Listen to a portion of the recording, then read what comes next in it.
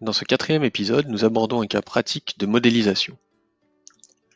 La plateforme de supervision PCVue propose par exemple un outil de configuration et de modélisation, l'application Architect, qui permet de créer et d'intégrer des objets réutilisables, incluant les graphiques, les symboles, mais aussi tous les éléments de configuration usuels tels que les variables, l'archivage, les alarmes, etc. Il permettra donc de réduire les temps de développement, d'améliorer la fiabilité des descriptions d'applications, d'éliminer le risque d'erreur et d'éviter les scripts de développement.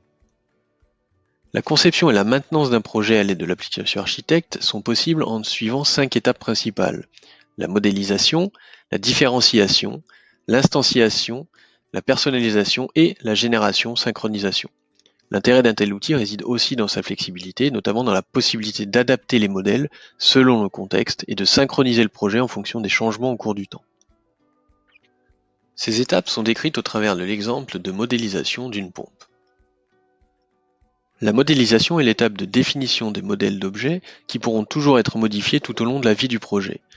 La modélisation, c'est identifier les entrées-sorties, définir les variables internes nécessaires, identifier les comportements, tendances, archivage, alarmes, spécifier l'apparence graphique. Il est également possible de définir des modèles de niveau supérieur par héritage ou inclusion.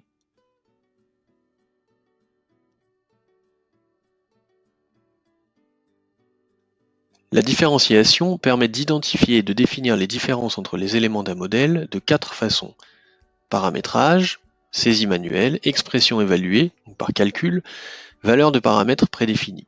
Pour notre pompe, par exemple, l'élément OPC est défini par une expression. D'autres propriétés sont définies par des paramètres.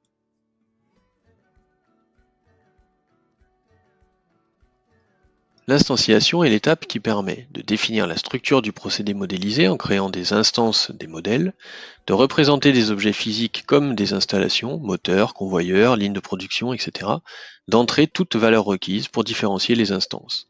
Dans le cas de notre pompe, un copier-coller de l'instance d'une pompe similaire est possible.